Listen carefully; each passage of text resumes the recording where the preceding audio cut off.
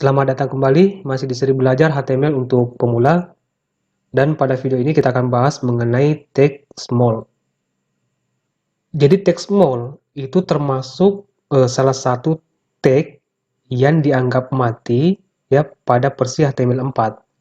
Kemudian dibangkitkan kembali oleh HTML versi 5. Nah, dalam HTML5, tag small itu didefinisikan ulang untuk menandai bagian teks yang bukan bagian dari konten, ya seperti tulisan copyright, disclaimer, atau legal notice. Nah, untuk cara penggunaan dari tag small ini akan saya contohkan di file pertemuan ke-7 ya. Ini akan kita save as, di tab new file, lalu pilih save as. Kemudian nama filenya, ini saya ganti pertemuan 8.html. Lalu pilih tombol save. Nah, sekarang kita sudah punya pertemuan 8. Ini bagian titelnya saya ganti pertemuan 8. Nah, sampai di sini kita akan jalankan file pertemuan 8-nya. Ya, kita akan jalankan di aplikasi browsernya. Di sini folder belajar HTML. Kemudian pertemuan 8. Ini klik kanan, lalu open. Ini saya close. Kemudian visual code-nya. Ya. Supaya berdampingan, tekan dan tahan tombol logo Windows di keyboard, kemudian arah panah kiri di keyboard. Nah, sampai di sini kita akan lihat seperti apakah hasil dari tag small.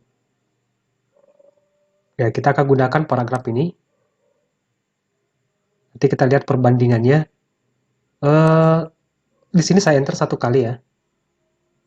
Kemudian ini saya bawa ke sini. Ya. Sekarang kita akan bungkus teks ini ya ke dalam tag small. Ini ketik small, lalu tab di keyboard. Kemudian tutupnya, ya tutupnya saya pindahkan ke sini. Saya enter 1 kali. Kemudian paste di sini. Yang saya bawa ke sini. Nah, kalau saya refresh browsernya sekarang, nah di sini kita bisa melihat perbedaan kedua paragraf ini yang menggunakan teks small dan yang tidak menggunakan teks small.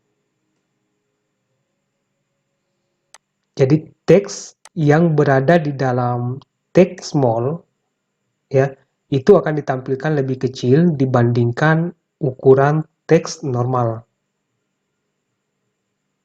Dan mungkin kalian pernah lihat sebuah website ya, jika kita scroll ke bawah ya di bagian footernya kita sering melihat tulisan seperti ini ya, copyright, di mana copyrightnya itu dicetak lebih kecil ya dibanding dengan teks yang lain. Dalam HTML5 ya, teks small itu didefinisikan ulang untuk menandai bagian teks yang bukan bagian dari konten. Ya, seperti tulisan copyright, disclaimer, atau legal notice. Ya, jadi seperti itu mengenai teks small pada HTML. Semoga bermanfaat dan sampai jumpa di video berikutnya.